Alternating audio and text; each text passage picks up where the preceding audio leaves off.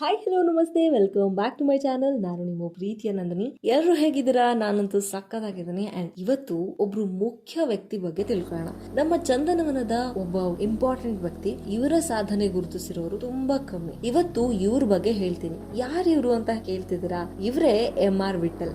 MR. Vittal cinema ರಂಗವನ್ನ ಕನ್ನಡದಲ್ಲಿ ಗಂಭೀರವಾಗಿ ದುಡಿಸ್ಕೊಳ್ಳೋದಕ್ಕೆ ಪ್ರಯತ್ನಿಸಿದವರು, ಹಾಗೆ ಅಂತಹ ಪ್ರಯೋಗಗಳಿಗೆ ನಿಷ್ಠರಾಗಿ ಉಳಿದುಕೊಂಡವರು. ಇದ್ರ ಅರ್ಥ ಇವ್ರು ಬರೋ ಮುಂಚೆ ಕನ್ನಡ ನಿರ್ಮಾಪಕರು ಅಥವಾ ನಿರ್ದೇಶಕರು ಸಿನಿಮಾ ನಿರ್ಮಾಣವನ್ನ ಗಂಭೀರವಾಗಿ ಪರಿಗಣಿಸಿರ್ಲಿಲ್ಲ ಅಂತಲ್ಲ, ಆಯ್ತಾ? ಆಮೇಲೆ ಇದು ಕಾಂಟ್ರವರ್ಸಿ ಆದ್ರೆ ಕಷ್ಟ.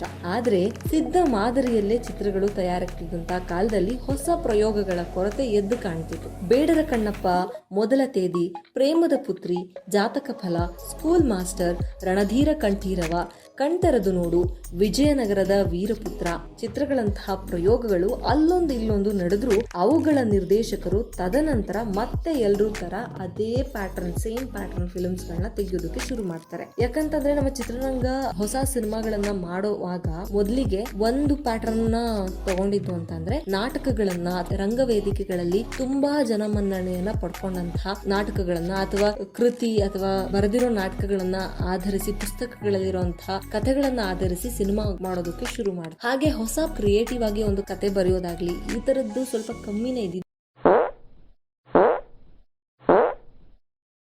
ಹಿಟ್ ಆಗುತ್ತೋ ಇಲ್ವೋ ಅಥವಾ ಸಿನಿಮಾ ಜನ ನೋಡ್ತಾರೋ ಇಲ್ವೋ ಅನ್ನೋ ಭಯ ಅಂಡ್ ಎಕ್ಸ್ಪೆರಿಮೆಂಟ್ ಮಾಡೋದಕ್ಕೆ ಸ್ವಲ್ಪ ಧೈರ್ಯ ಇಲ್ದೇ ಇರೋದು, ಒಂದ್ ಕಡೆ ರಿಸ್ಕ್ ತಗೊಳ್ಳೋದು ಹೆಂಗೆ ಏನು, ಅದು ಒಂದು ಕಾರಣ ಆಗಿತ್ತು. ಆದ್ರೆ ಅಂತ ಸಂದರ್ಭದಲ್ಲಿ ಸದಭಿರುಚಿಯ ಉದ್ದೇಶದಿಂದ ಚಿತ್ರ ನಿರ್ಮಾಣಕ್ಕೆ ನಿರ್ಮಾಪಕರಾಗಿ ಬಂದ ವಾದಿರಾಜ್ ಮತ್ತೆ ಜವಾಹರ್ ಮತ್ತೆ ಅವರ ಜೊತೆ ನಿರ್ದೇಶಕರಾಗಿ ನಂದಾದೀಪ ರೂಪಿಸಿದಂತ ಎಂ.ಆರ್. ವಿಠಲ್ ಮುಂದೆ ತಮ್ಮ ಉದ್ದೇಶಗಳಿಗೆ ನಿಷ್ಠರಾಗಿ ಕನ್ನಡ ಚಿತ್ರರಂಗವನ್ನ ಮುನ್ನಡೆಸಿದವರು. ಕನ್ನಡ ಚಿತ್ರರಂಗವನ್ನ ಅಧ್ಯಯನ ಮಾಡೋಕ್ ಬರೋರು ಎಂ.ಆರ್. ವಿಠಲ್ ಅವರ ಕೊಡುಗೆನ ಕಡೆಗಾಣಿಸೋ ಹಾಗೆ ಇಲ್ಲ. ಕನ್ನಡ ಚಿತ್ರರಂಗದ ಫೇಮಸ್ ಡೈರೆಕ್ಟರ್ಗಳು ಮತ್ತೆ ಪ್ರಯೋಗಗಳನ್ನ ನಡೆಸಿದ ನಿರ್ದೇಶಕರ ಬಗ್ಗೆ ಮಾತಾಡುವಾಗ ತಕ್ಷಣ ಎನ್. ಲಕ್ಷ್ಮೀನಾರಾಯಣ್, ಪುಟ್ಟಣ್ಣ ಕಣಗಾಲ್, ಟಿ.ಎಸ್. ನಾಗಾಭರಣ ಮುಂತಾದವ್ರ ಹೆಸರುಗಳನ್ನ ತಗೋತೀವಿ. ಆದ್ರೆ ವಿಠಲ್ ರವರ ನೆನಪಾಗೋದು ಸ್ವಲ್ಪ ಕಷ್ಟ. ಜನ ಹೀಗೆ ನೋಡಿ, ನಾವ್ ಇಂಥ ಒಳ್ಳೆ ಕೆಲಸ ಸಾಧನೆಗಳು ಮಾಡಿರೋ ವ್ಯಕ್ತಿಗಳನ್ನ ಮರ್ತೋಗ್ಬಿಡ್ತೀವಿ. ಬರೀ ಇಲ್ಲಿ ಅಂತಲ್ಲ, ನಿಜ ಜೀವನದಲ್ಲೂ ಹಾಗೆ ಕಷ್ಟದಲ್ಲಿ ಕೈ ಹಿಡಿದವ್ರನ್ನ ಸುಲಭವಾಗಿ ಮರ್ತ್ ಬಿಡ್ತೀವಿ. ಆದ್ರೆ ನಮ್ ಚಾನಲ್ ಅಲ್ಲಿ ಇವ್ರ ಕಂಪ್ಲೀಟ್ ವಿಷಯನ ತಿಳ್ಕೊಳ್ಳೋಣ. ಓಕೆ, ಆದ್ರೆ ಹಾಗೆ ಅರ್ಬನ್ ಕನ್ನಡ ಯೂಟ್ಯೂಬ್ ಚಾನಲ್ ನ ಸಬ್ಸ್ಕ್ರೈಬ್ ಮಾಡ್ಕೋ.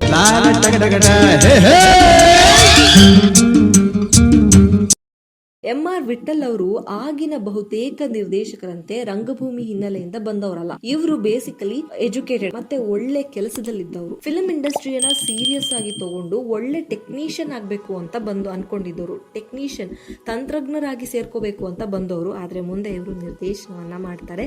ಹೇಗೆ ಅಂತ ಹೇಳ್ತೀನಿ. ಸಿನಿಮಾ ಸಾಧ್ಯತೆಗಳನ್ನ ತಿಳ್ಕೊಳ್ಳೋಕೆ ಅದನ್ನೇ ಒಂದು ಪ್ರಯೋಗಶಾಲೆಯಾಗಿ ಮಾಡ್ಕೊಂಡಿದ್ರು. ಕನ್ನಡ ಚಿತ್ರರಂಗಕ್ಕೆ ಪ್ರವೇಶಿಸೋ ವೇಳೆಗೆ ಅವರ ವಯಸ್ಸು 50 ದಾಟಿತ್ತು. ಅಪಾರವಾದ ಓದು, ಅಧ್ಯಯನ ಮತ್ತೆ ಅನುಭವ ಇವುಗಳನ್ನ ಹೊತ್ತು ಕನ್ನಡ ಚಿತ್ರರಂಗಕ್ಕೆ ಎಂಟ್ರಿ ಕೊಡ್ತಾರೆ. ಇವರ ಒಂದು ಕಂಪ್ಲೀಟ್ ಬಯೋಡೇಟಾ ಹೇಳ್ತೀನಿ. ಇವರು ಹುಟ್ಟಿದ ಎಲ್ಲಿ, ಏನ್ ಕತೆ ಅಂತ. ಇವರು ಮೈಸೂರಲ್ಲಿ 1908 ಆಗಸ್ಟ್ 19 ಜನಿಸಿದ ಮೈಸೂರು ರಾಘವೇಂದ್ರ ವಿಠಲ್ ಅವರು ಹುಟ್ಟೂರಲ್ಲೇ ಇಂಟರ್ಮೀಡಿಯೇಟ್ ಮುಗಿಸಿ ವಿಮಾನಯಾನದಲ್ಲಿ ಎಂಜಿನಿಯರಿಂಗ್ ಶಿಕ್ಷಣ ಪಡೆಯೋದಕ್ಕೆ ಅಂದಿನ ಮದ್ರಾಸಿನ ಆಂಧ್ರ ಏವಿಯೇಷನ್ ಸ್ಕೂಲ್ಗೆ ದಾಖಲಾಗ್ತಾರೆ. ಆದ್ರೆ ಒಂದು ವರ್ಷದ ಓದಿನ ನಂತರ ಬ್ರಿಟಿಷ್ ಸರ್ಕಾರ ಆ ಸಂಸ್ಥೆಯನ್ನ ಮುಚ್ಚಿಬಿಡುತ್ತೆ. ಆಮೇಲೆ ವಿಠಲ್ ರವರು ಆಟೋಮೊಬೈಲ್ ಇಂಜಿನಿಯರಿಂಗ್ ಪದವಿಯನ್ನ ಪಡ್ಕೊಂಡು 1928 ಉದ್ಯೋಗಾರ್ಥಿಯಾಗಿ ಮುಂಬೈಗೆ ಬರ್ತಾರೆ. ಕೆಲಸವನ್ನ ಹುಡ್ಕೊಂಡು ಬರ್ತಾರೆ. ಕೆಲವೊಂದಷ್ಟು ಕಾಲ ಉದ್ಯೋಗಿಯಾಗಿ ಅಂತ ಅವರು ಕೊಲ್ಲಾಪುರಕ್ಕೆ ಬಂದು ಸ್ವಂತ ಗ್ಯಾರೇಜ್ ನ ಆರಂಭಿಸ್ತಾರೆ. ನೋಡಿ, ಎಲ್ಲಿಯ ಏವಿಯೇಷನ್ ಇಂಜಿನಿಯರಿಂಗ್, ಆಟೋಮೊಬೈಲ್ ಇಂಜಿನಿಯರಿಂಗ್, ಎಲ್ಲಿಯ ಕನ್ನಡ ಚಿತ್ರರಂಗದ ನಿರ್ದೇಶನ,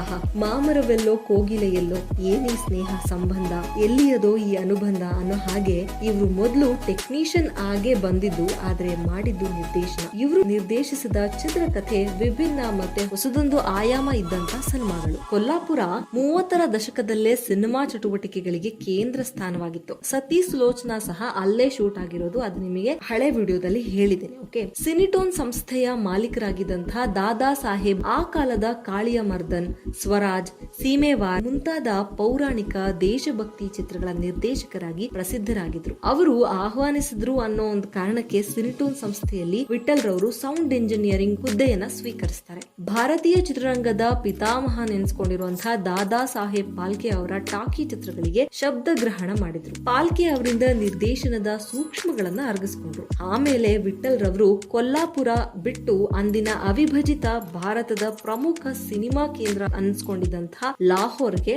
ಸೂಪರ್ ಸೌಂಡ್ ಸ್ಟುಡಿಯೋನಲ್ಲಿ ಶಬ್ದ ಗ್ರಹಣ ತಜ್ಞರಾಗಿ ಕೆಲಸ ಮಾಡ್ತಾರೆ. ಜೊತೆಗೆ ಅಂದಿನ ಜನಪ್ರಿಯ ಜೋಡಿ ಸುರೇಂದ್ರ ಮತ್ತೆ ಊರ್ಮಿಳಾ ತಾರಾಗಣದ ಆಗ್ ಚಿತ್ರವನ್ನ ನಿರ್ದೇಶಿಸಿದ್ರು. ಅಬ್ಬಾ, ಇವರು ಪ್ರತಿಭಾವಂತ ವ್ಯಕ್ತಿ, ಪ್ರತಿಭೆಗಳ ಗಣಿ. ಇವ್ರ ಬಗ್ಗೆ ಒಂದೇ ವಿಡಿಯೋದಲ್ಲಿ ಹೇಳೋದಕ್ಕೆ ಸಾಕಾಗಲ್ಲ ಅನ್ಸುತ್ತೆ. ಮತ್ತೊಂದು ವಿಡಿಯೋದಲ್ಲಿ ಇವರ ಸಾಧನೆ ಬಗ್ಗೆ ಹೇಳ್ತೀನಿ. ಸೊ ಅಲ್ಲಿವರೆಗೂ ಸ್ಟೇ ಟ್ಯೂನ್ಡ್. ನಾನು ನಿಮ್ಮ ಪ್ರೀತಿಯ ನಂದಿನಿ. ಈ ವಿಡಿಯೋ ನಿಮ್ಗೆ ಇಷ್ಟ ಆಗಿದ್ರೆ ಲೈಕ್ ಮಾಡಿ, ಶೇರ್ ಮಾಡಿ, ಸಬ್ಸ್ಕ್ರೈಬ್ ಮಾಡಿ, ಮತ್ತೆ ಹೀಗೆ ಯಾವಾಗ್ಲೂ ನಮ್ಮನ್ನ ಸಪೋರ್ಟ್ ಮಾಡಿ. Thank you so much.